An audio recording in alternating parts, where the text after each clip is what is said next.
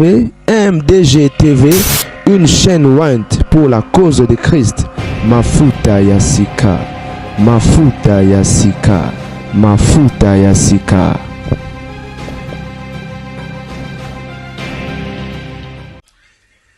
Mbote bandeko babolingo lelo mokone ngo to beta masolo ya basantu bazeli basantu bolimbisa la seganano lobby lundi na banda tongo to récupérer journal lobby comme lobby est férié na mboka nanga awa est férié to récupérer journée ya lobby zela non lobby est férié bon na évité souina awa pe souina France kara mais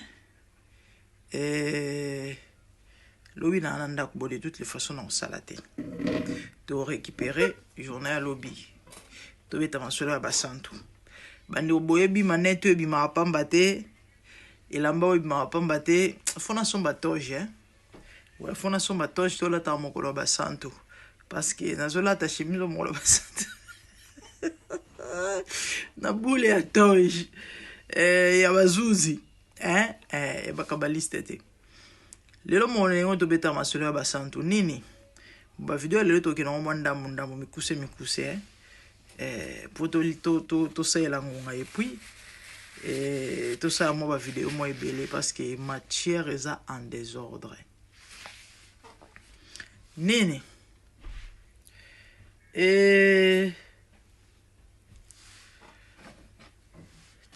toyebi makambo ekomelaki pasteur Dioka église ezikaki ba version bimi ya ndenge na ndenge tozala makambo ba version te tomonaki mpe tozomona na bilili ndenge nini basantu bakorendre visite epai ya moto na Njambe pasteur Dioka tomoni bato église de réveil ebele tomoni baapôtre Léopold Mutombo baki rendre visite epai pasteur Dioka tomoni basali na Nzambe ebele ya minene ya ndenge na ndenge badefile kokino rendre visite epai ya pasteur Dioka sikoyo likolo nango toyoki sango ya badon il paraîtrait tout chango bongo boko tomonaki na réseaux sociaux et tout chango bongo parce que contestation topé levier aniye na ema mbwana ebiango te balobi apôtre Moïse Kasongo asali don apesi pasteur Dioka $100,000 panzana ki bato bele bomona ki yango pe boyoka ki yango balobi pasteur Kabundi Walesa apesi pasteur Dioka $100,000 na habité nani lisusu ba mentionnaki sur nani mais na monaki apparemment ezana bon tomonaki bato bele basali badon bino boyebi ndeko sango journaliste investigation akena ba investigation na ye ake omona pasteur Dioka atuni motuna papa toki sango bato rêve ba ko rendre visite ba msuba peso ba $100,000 ya solo pa Dioka tombo lobo likola lobi makolo soso likola loso ni dada ni dev ni vini koni ni nandoto na $100,000 te e indi ekeye zongi tanto ebisa bino ba passer au balingara buzz ne touchez pas mes oins boti kata on to ya koloba to loba resepelisa bango balingara bongo batanga ko bakombo na bango bazwa succès bino boluko respecter basala Nzambe te bango basali yango balingara ndengwana bande ba bolingo na minute oyo eke zongi balobi ke pourquoi il faut qu'on ça donc bango moko je crois ba kolanda vidéo oyo so yeza bango bat bapesa ki sango ba ko démentir boka songo tobi ke lui il est prêt à tout babilo repé le belage le roté ni chaud ni froid qui pas répéter l'essentiel que les solo betami lui il est comme ça to bien donc c'est ça ya passer wale ça na habité so yeza ba créer ki to to yebi pe azam moko ya ba passer ba balinga buzz voilà et to me resangisa moi ba actualité pour na tout ça la 50-60 vidéos te. Et là on va intriguer nga na moni ndeko moko aza ya braya et azabra na mi seto pe ya message ndenge to lobaka. Ache poste moko très touchant. Nini alobi ba reprocher ye per aza chantre ndeko na aza chantre comme on a ekiminga alobi ba reprocher tina point ya ko traiter des païens. Pourquoi? Parce que abanayi ko fréquenter Mike Kalamba et mingi. Precious, I'm recording a video and you're right behind me. Abanayi ko fréquenter frère Mike Kalamba et lui étant du message bakolo na bango bamoni ba traiter de mopagano comment yo ozoko ko kangama mingi okomi trop na batu ya ba dénomination ndenge ba bengaka bato bazande ora message batu ya ba dénomination alobi elekeli komona lelo o batu ya ba dénomination bazoki no ko rendre passer dio ka visite ba bengani bango pété pour dire que wana ya bakisi et nous avons intérêt à Christ. Il s'agit de l'amour du prochain. Moi, je crois, et Seigneur l'IPT a bandé un message, votre conception, topé votre façon de voir et de faire les choses. Mambo belé, il faut bongi ça. Bino bo rantira bino ne bozala ba santu. Bato mususu basumuki. Lelo likambo kweli pasteur dioka. Car bato bo benga bato ba dénomination ba okeno rendre visite. Ba okeno compatir, ko consoler ndeko. Bino bo ranti ne amoni présence ya ba pasteur, ya ba apôtre Léopold et autres wana esali bien te. Plaira avec ce qui plaira de la Bible. Et bino bo mona bato lokola ba empire. Frère moko ya message, je crois bato belé faut ba plus ou moins un an passé qui sali des années. Ayene ko yemba na cité Bethel ba excommuniaye. Ba excommuniaye. En tant que yemba na cité Bethel te. Dénomination. Les lots bande ko bato dénomination. Bato yeno rendre au centre visite ko compatir na ko visiter ba msu ba sali pe ba don. Ya lisungi. Ya moi ko kauka. Bien que ba mamba 5000 ba démentir mais yana bat ba kei ko soutenir l'homme de Dieu mabo pamba te baza ebele ba passer ebele ba kei na soutien na bango po ba yoki sango ke bilor motu yeziki na kati et laissons nous te retenir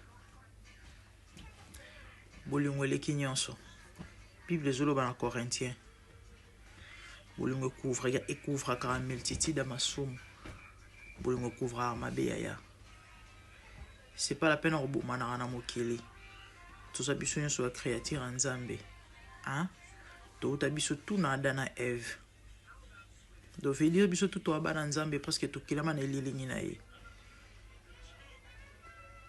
un moment il faut avoir ba divergence boti mopandi to biso nyo so ba santu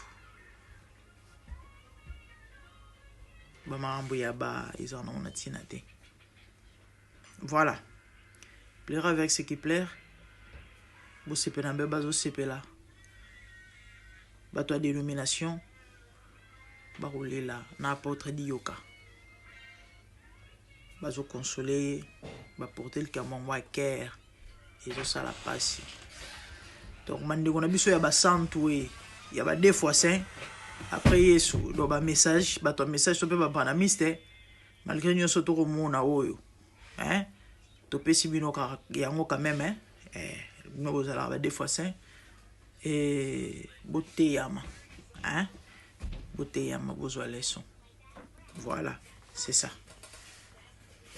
Partagez la vidéo. C'est la famille. Bandeko dossier vali à Missi. Tant mamba vali à Missi zaki moto awa. Je vous ai dit.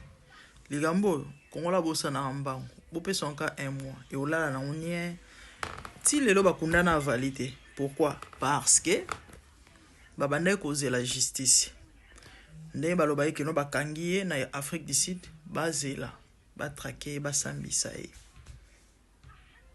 mais na minute oyo komike ministre justice a rassuré ki bato a mikolo leki ke bazui et comment on nani Beni il faut ba traquer ba zongisa e Interpol ekangaki et na minute oyo komike non famille de mutu il faut et futa bambongo bia ba démarche oyo ba kozongisela bo est-ce que ça a sens et ça les ma wapi depuis quand kokolo ah ça ma gouvernement ouais ma famille allez-y comprendre wana nyonso raison pour na dossier est là nie kolongola mutu na étranger kozongisa e boyebi combien kokute sko papa a mis ça millionnaire to famille a valu pour babimisa ebela ba million pour na bakanga en tout cas franchement ya ma pour na Congo ya ma pour na mboko justice mutu tombola la nation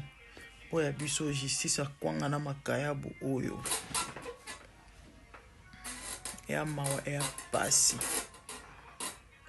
eza mawa eza pasi mutamba zalaka wa balingi ete pona ne parce que bato mba balinga na bango sérieux si mutu bamoni ke no aza ba tendance ozala na nzela yete faut basala nyonso ba écarter comme ça on va continuer à lire na bango ba mesana na bango dossier ya vali elali esili pona ni singa matembele bazobanga ki so azongi boye et du coup bato nyonso bazali na sima dossier wana bazala démasqué et bazali bato ba autorité parce que toka ba son awa non bakangi colonel Songolo soki Raymond batiki il y a jogi ordre à partir à l'école nana a passé ordre à katisa mobomé c'est compliqué na yebisa ibino un mois ebele bon moi dossier olala qui en parle nana zo le belango na zo beteli sur la vali na bakundi eta azana morgue ya mawa ya pasi que Dieu nous aide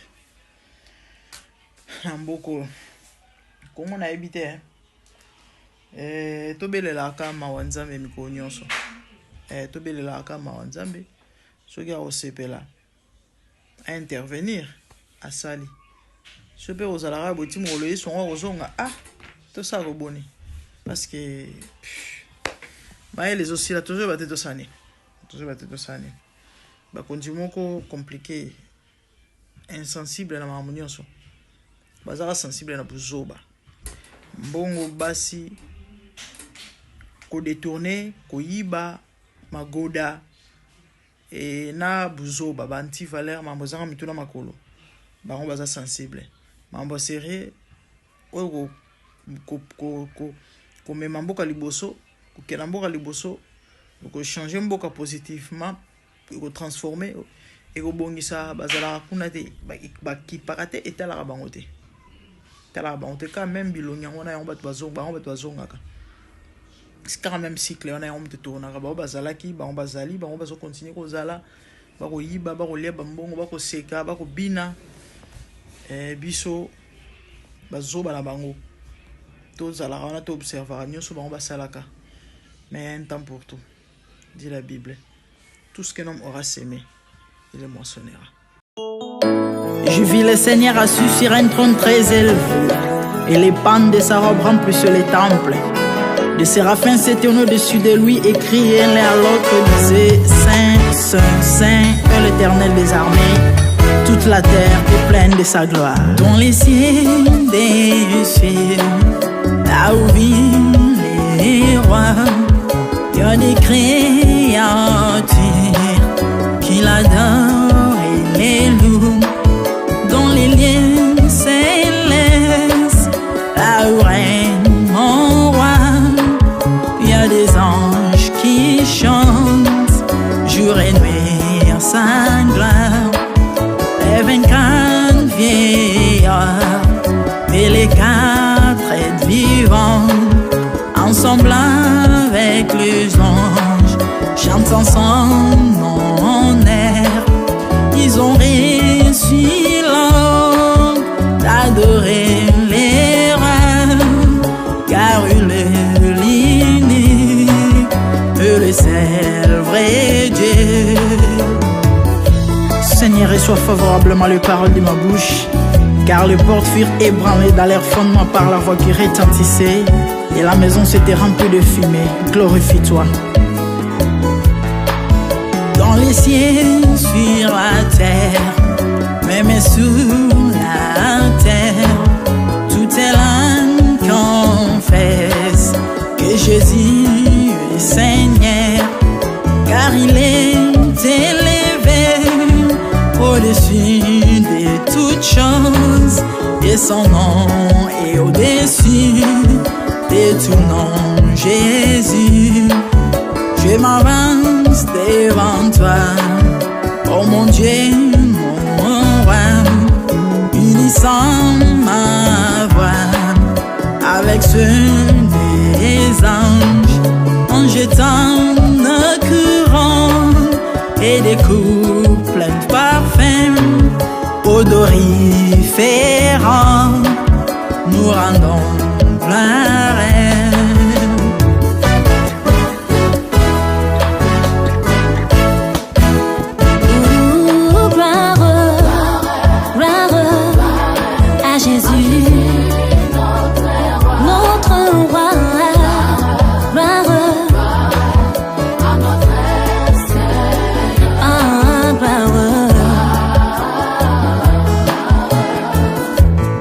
Chantons gloire à Jésus.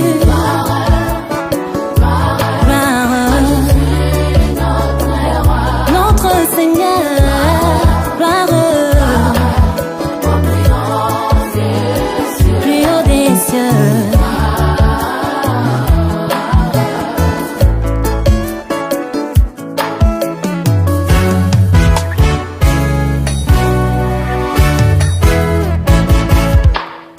Il est beau d'annoncer les matins ta bonté. Voici mon sacrifice, la louange de ma bouche, les fruits de mes lèvres qui confessent ton nom en poussant des cris, car tes œuvres sont grandes. Bienvenue jour dans ta face, que mille ailleurs, car tu es mon soleil, mon bouclier, ma tour forte. Tu me donnes la force du bif, tu m'arroses d'une huile fraîche. On se plaît à contempler mes ennemis grâce à toi.